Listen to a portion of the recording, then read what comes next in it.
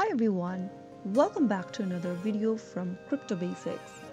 In this video, we will be learning how to hide your account's balance on VeraWallet.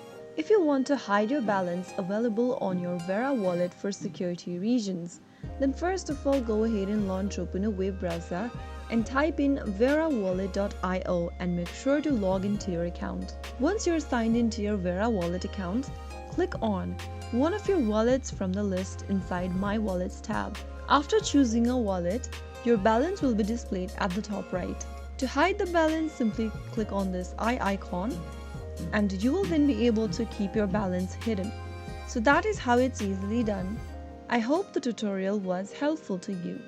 If it was, go ahead and give us a thumbs up. Don't forget to subscribe to the channel by hitting the subscribe button.